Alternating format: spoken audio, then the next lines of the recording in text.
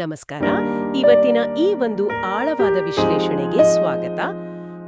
ಇವತ್ತು ನಾವು ಉಮಾಕಾಂತ್ ಕೂಡಿ ಅವರ ಆರೋಮಲೆ ಅನ್ನೋ ಒಂದು ಸುಂದರವಾದ ಪ್ರೇಮ ಕಥೆಯ ಒಳಗೆ ಇಣುಕಿ ನೋಡ್ತಾ ಇದ್ದೀವಿ. ಹೌದು, ಖಂಡಿತ. ಈ ಕಥೆ ನಿಜಕ್ಕೂ ತುಂಬಾ ವಿಶೇಷವಾಗಿದೆ ಅಲ್ವಾ?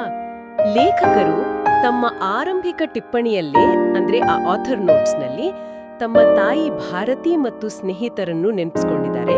ಅವರಿಗೆ ಈ ಕಥೆ ರೂಪಿಸಲು ಸಹಾಯ ಮಾಡಿದ್ದಕ್ಕೆ ಕೃತಜ್ಞತೆ ಕೂಡ ಹೇಳಿದ್ದಾರೆ.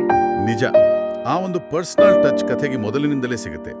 ಆಮೇಲೆ ಈ ಕಥೆ ನಡೆಯೋದು ಹೈದರಾಬಾದ್ನ ದೈನಂದಿನ ಜಂಜಾಟಗಳ ನಡುವೆ. ಅಂದ್ರೆ ಒಂದು ಸಾಮಾನ್ಯ ಬಸ್ ಪ್ರಯಾಣದಲ್ಲಿ ಪ್ರೇಮ ಕಥೆ ಹೇಗೆ ಅರಳುತ್ತೆ ಅನ್ನೋದು ಅದೇ ಇವತ್ತಿನ ನಮ್ಮ ಮುಖ್ಯ ವಿಷಯ.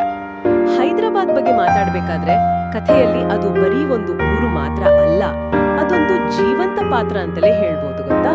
ಹೌದು. ಆ ಚಳಿಗಾಲದ ಮುಂಜಾನೆ, ಆ ಫಿಲ್ಟರ್ ಕಾಫಿಯ ಕಂಪು, BSL ಈಸ್ಟ್ ಕೌಂಟಿಯ ನೆರಿಹೊರೆ, ಆಮೇಲೆ ಬೆಳಗಿನ ಟ್ರಾಫಿಕ್, ಇವೆಲ್ಲ ಸೇರಿ ಒಂದು ಅದ್ಭುತ ವಾತಾವರಣ ಸೃಷ್ಟಿ ಮಾಡುತ್ತೆ. ಅದು ಅದ್ವೈ ಮತ್ತೆ ಸಾನ್ವಿ ಅವರ ದೈನಂದಿನ ಬದುಕಿನ ಲಯನ ನಿರ್ಧಾರ ಮಾಡುತ್ತೆ ಅಲ್ವಾ? ಎಕ್ಸಾಕ್ಟ್ಲಿ. ನೋಡಿ, ಆ ನಗರದ ದಿನನಿತ್ಯನ ರೊಟೀನ್ ಇದೆಯಲ್ಲ, ಅದು ಆ ಪಾತ್ರಗಳ ಮಾನಸಿಕ ಸ್ಥಿತಿಯನ್ನು ಪ್ರತಿಬಿಂಬಿಸುತ್ತೆ. ಅವರ ನಡುವಿನ ಅಂತರವನ್ನು ಕೂಡ ಅದೇ ಕಂಟ್ರೋಲ್ ಮಾಡುತ್ತೆ. ಆದ್ರೆ ನನಗೊಂದು ಡೌಟ್. ಈಗ ಈ ಹೈದರಾಬಾದ್ನ ನಿಧಾನಗತಿಯ ಚಳಿಗಾಲದ ಮುಂಜಾನೆಯನ್ನು ಒಂದು ನಿಧಾನವಾಗಿ ಬೆಚ್ಚಗಾಗುವ ಸಂಬಂಧಕ್ಕೆ ಹೇಗೆ ಹೋಲಿಸಬಹುದು? ಒಳ್ಳೆ ಪ್ರಶ್ನೆ. ಅಂದ್ರೆ ಸಿಟಿಯ ಆ ಒಂದು ದಿನಚರ್ಯೆ ಎರಡು ಮನಸ್ಸುಗಳ ಮಧ್ಯೆ ಒಂದು ಮೌನ ಪಾತ್ರವಾಗಿ ಕೆಲಸ ಮಾಡಕ್ಕೆ ಹೇಗೆ ಸಾಧ್ಯ? ಖಂಡಿತ ಸಾಧ್ಯ. ಟ್ರಾಫಿಕ್ ಅಂದ್ರೆ ಬರೀ ಕಿರಿಕಿರಿ ಅಲ್ಲ. ಆ ಕೊರೆಯುವ ಚಳಿ ಅದ್ವೈನ ಆ ಒಂದು ಹಿಂಜರಿಕೆಯನ್ನು, ಅವನ ಇಮೋಷನಲ್ ಡಿಸ್ಟೆನ್ಸ್ ಅನ್ನು ತೋರಿಸುತ್ತೆ.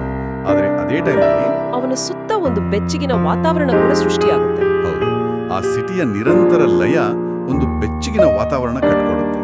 ಅದೇ ಅವರ ಅಂತರವನ್ನು ನಿಧಾನವಾಗಿ ಕರಗಿಸೋದು. ಓಹೋ, ಇದು ತುಂಬಾ ಇಂಟ್ರೆಸ್ಟಿಂಗ್ ಆಗಿದೆ. ಆಮೇಲೆ ಕಥೆಯ ಅತ್ಯಂತ ಆಸಕ್ತಿದಾಯಕ ಅಂಶ ಬರೋದು ಆ ಕಂಪನಿ ಬಸ್ ಎಂಟ್ರಿ ಆದಾಗ. ಹೌದು, ಹಿಂದಿನಿಂದ 3ನೇ ಸಾಲಿನ ಆ ಕಿಟಕಿ ಸೀಟು, ಅದು ಅದ್ವೈನ ದಿನಚರ್ಯೆಯ ಒಂದು ಅವಿಭಾಜ್ಯ ಅಂಗ ಆಗ್ಬಿಟ್ರತ್ತೆ. ಆದ್ರೂ ನೋಡಿ, ಪ್ರತಿದಿನ ಓಡಿ ಬರುವ ಸಾನ್ವಿಗಾಗಿ ಅವನು ಆ ಬಸ್ ನಿಲ್ಲಿಸ್ತಾನೆ.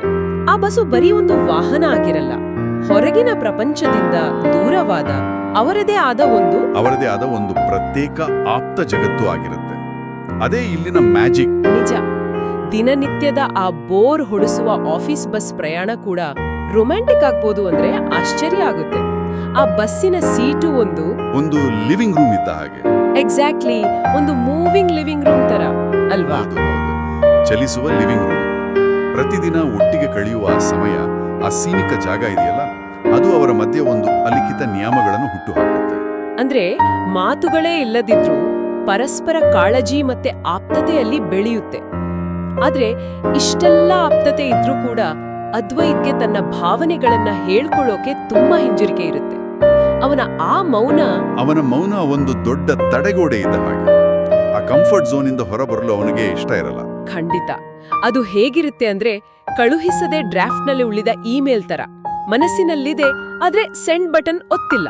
ನಿಜ, ಆ ಮೌನ ಮುರಿಯೋಕೆ ಕಥೆಯಲ್ಲಿ ಆ ದೊಡ್ಡ ತಿರುವು ಬರಬೇಕಾಗುತ್ತೆ. ಅದೇ ನ್ಯೂಯಾರ್ಕ್ ಮತ್ತೆ ನ್ಯೂಜೆರ್ಸಿಯ ಉದ್ಯೋಗ ವರ್ಗಾವಣೆ. ಭಾವನೆಗಳನ್ನು ಸ್ಪಷ್ಟವಾಗಿ ಹೇಳ್ಕೊಳ್ಳೋಕೆ ಅಮೆರಿಕದವರೆಗಿನ ಭೌಗೋಳಿಕ ದೂರ ಬೇಕಿತ್ತ? ಇಲ್ಲೇ ಹೇಳ್ಕೊಳ್ಬಹುದಿತ್ತಲ್ವಾ? ಭೌಗೋಳಿಕವಾಗಿ ದೂರವಾದಾಗ ಮಾತ್ರ ಆ ಕಂಫರ್ಟ್ ಝೋನ್ ಕಳೆದೋಗುತ್ತೆ. ಪ್ರತಿದಿನ ಸಿಗುತ್ತಿದ್ದ ಬಸ್ ಸೀಟು, ಆ ರುಟೀನ್ ಎಲ್ಲವೂ ಮಿಸ್ ಆದಾಗ ಮಾತ್ರ ಆ ಮೌನದ ಭಾರ ಗೊತ್ತಾಗೋದು. ಈಗ ಅರ್ಥ ಆಯ್ತು. ಆ ಅಮೆರಿಕದ ದೂರ ಅವರ ಮೌನವನ್ನು ಮುರಿದು ಫೈನಲ್ ಆಗಿ ಅವರು ಮತ್ತೆ ಹೈದರಾಬಾದ್ನ ಮಂಟಪದಲ್ಲಿ ಒಂದಾಗೋ ಹಾಗೆ ಮಾಡುತ್ತೆ. ಹೌದು, ದೂರ ಹೋದಾಗ್ಲೇ ಆ ಹತ್ತಿರದ ಬೆಲೆ ಅರ್ಥ ಆಗೋದು ಅಂತ ಈ ಕಥೆ ತುಂಬಾ ಚೆನ್ನಾಗಿ ಹೇಳುತ್ತೆ. ಬಸ್ಸಿನ ಕಿಟಕಿ ಸೀಟಿನಿಂದ ಶುರುವಾದ ಪಯಣ ನ್ಯೂಯಾರ್ಕ್ ವರೆಗೂ ಸಾಗಿ ಮತ್ತೆ ಹೈದರಾಬಾದ್ನಲ್ಲಿ ಒಂದಾಗುವ ಈ ಕಥೆ ನಿಜಕ್ಕೂ ಅದ್ಭುತ. ಖಂಡಿತ.